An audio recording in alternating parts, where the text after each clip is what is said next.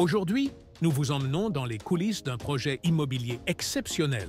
Réalisé par Steve, un membre de la communauté des sprinteurs. Il a réussi à négocier une réduction de 50 000 € sur l'achat de son tout premier immeuble de rapport. Comment s'y est-il pris?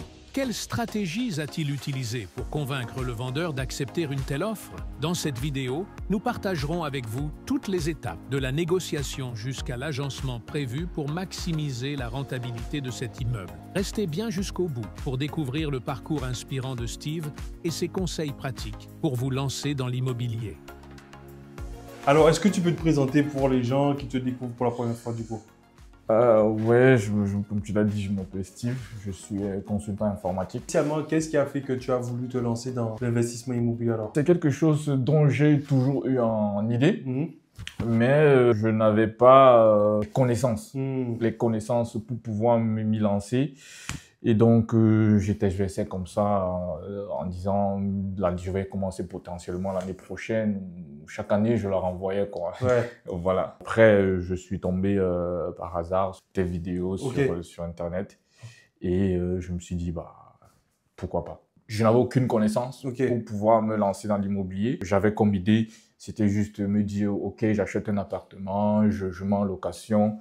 Et peu importe ce que ça va me rapporter, bah, pourvu que j'ai quelque chose, quoi. Ouais. Me baladant sur Internet, que j'ai vu un peu ce que tu racontais sur la partie d'immobilier concernant les immeubles de rapport, que je me suis dit, ouais, c'est mieux qu'acheter un seul appartement et le mettre en location.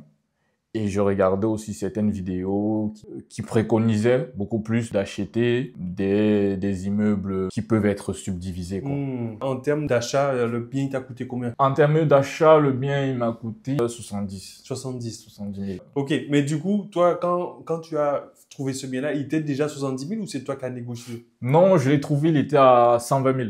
Ah ouais? Ouais. Avant de rejoindre le programme, si on t'avait dit que tu pouvais trouver un bien à 70, un immeuble à 70 000, est-ce que tu l'aurais cru, toi? Pas du tout, pas du tout. D'ailleurs, que j'avais jamais fait une recherche sur le Bon Coin avec un bien à moins de 100 000. Ah. Donc, vu que chaque fois je regardais, même avant de prendre le programme, je me disais, je cherchais dans les appartements de 170 000 qui a potentiellement 3 chambres. Ok, c'est bon, c'est mieux pour moi. Mais avec le programme, j'ai compris que ça, il faut même pas regarder, quoi. Donc, j'ai compris qu'il faut pas regarder. J'imagine. Et comment tu as fait pour passer de 120 000 à 70 000? Bah, j'ai fait la visite avec l'agent immobilier. J'ai trouvé des points négatifs, notamment sur la partie DPE.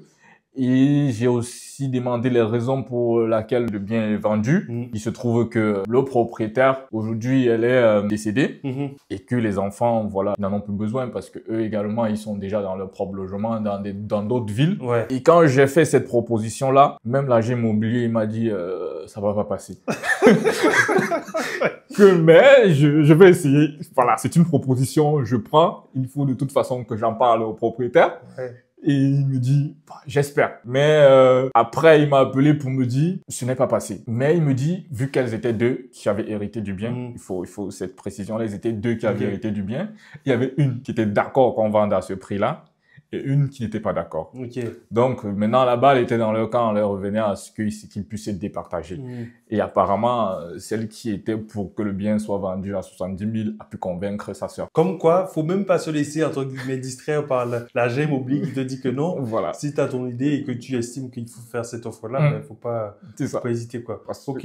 Et du coup, toi, aujourd'hui, que tu as sur retour d'expérience, que tu as suivi le programme là, selon toi, c'est quoi l'élément où, à quel moment tu t'es dit vraiment, heureusement, j'avais pris ce programme-là? La formation, le programme est très, très, très important. Parce qu'aujourd'hui, de ce que moi je connais la formation m'a apporté,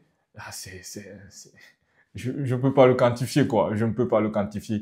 Ce sont des choses que je ne pouvais pas me rendre compte. Par exemple, quand on vient, les points à regarder quand on fait la visite d'une maison, si tu le connais pas, tu te fais berner immédiatement, quoi.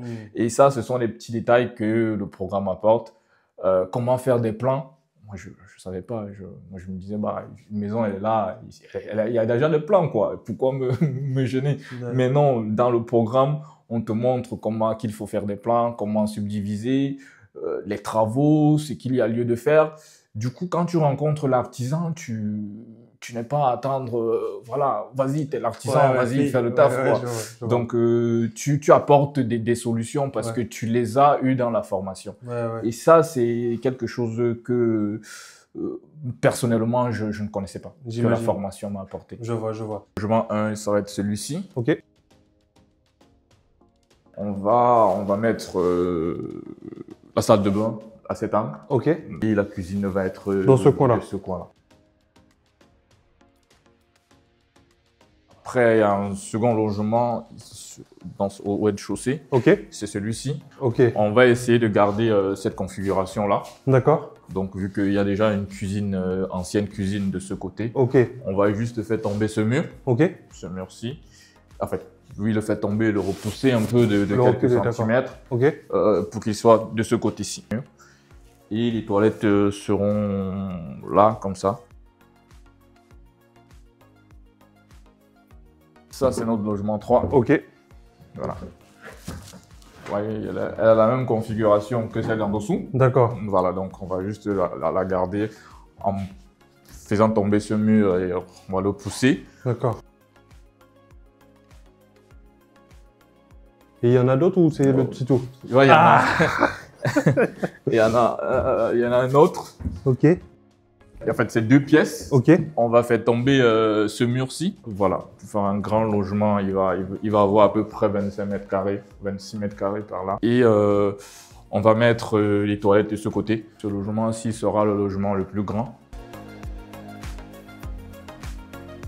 Et là, du coup, tu as prévu quoi comme mode d'exploitation alors? Ah bah du Airbnb quoi. Du Airbnb. Full Airbnb. Voilà, c'est du full Airbnb. Ok. Bah ça c'est aussi la particularité du programme. C'est que dans le programme, il y a déjà, on montre déjà comment automatiser son bien, de telle sorte que voilà, tu ne sois plus là pour contrôler qui vient, qui ne vient pas. Donc tout ce que tu as à faire, c'est contrôler l'argent qui rentre. C'est ça. C'est contrôler l'argent qui entre. Donc le programme, il explique bien comment automatiser, comment choisir sa femme de ménage. Tout ça, il est bien expliqué dans le programme. On n'a qu'à suivre quoi. Alors maintenant, toi, imagine que tu as un pote à toi qui te dit, bon, j'ai vu ce que vous faites chez les sprinters comme projet, je vais me lancer moi-même. Quelle serait ta réponse par rapport à ça? Soi-même, c'est compliqué. Je vais lui dire, fais-toi accompagner. Parce que ce sont des connaissances, des conseils que tu n'auras nulle part. C'est mieux de se faire accompagner et moi, j'en ai parlé déjà autour de moi. Voilà, je me fais accompagner par des professionnels qui sont là pour me donner des conseils sur comment gérer, optimiser. Voilà, il y a plein de choses comme ça que soi-même, tu ne peux pas connaître tant que tu n'as pas fait le programme. Il y a du détail. Par exemple, avec l'artisan, les solutions que l'artisan va te proposer ne sont pas forcément les meilleures ou bien les plus optimisées. Et dans le programme, on va te montrer, on va te donner des solutions les plus optimisées. Et ce sont ces solutions-là que tu proposeras à ton artisan. Il pourra, avec du temps, voilà, essayer de racoler les bouts et puis faire quelque chose. Mais le temps qu'il mettra, s'il avait pris la formation, il sera bénéfique. Il y a des choses sur des questions dont il ne se poserait pas parce que dans la formation, il a déjà des réponses. Par rapport à ton expérience actuelle, quel est le conseil, un conseil que tu pourrais donner à quelqu'un qui veut se lancer dans ce genre de projet aujourd'hui? Bah, aujourd'hui, je dirais de ne pas hésiter. C'est ce qui m'est arrivé pendant longtemps, parce que ça fait 3 ans que je me dis, ouais, je vais le faire. Et une fois que je me suis lancé, je me suis dit non. Pourquoi j'ai mis autant de temps pour le faire. Donc voilà, c'est vraiment de ne pas hésiter et c'est quelque chose de bénéfique. Bon, écoute, moi je pense que tu as tout dit. Comme tu l'as dit Steve, faut pas hésiter à te lancer. Nous, on te retrouve très prochainement dans une nouvelle vidéo. D'ici là, on te dit prends soin de toi et je te dis ciao ciao.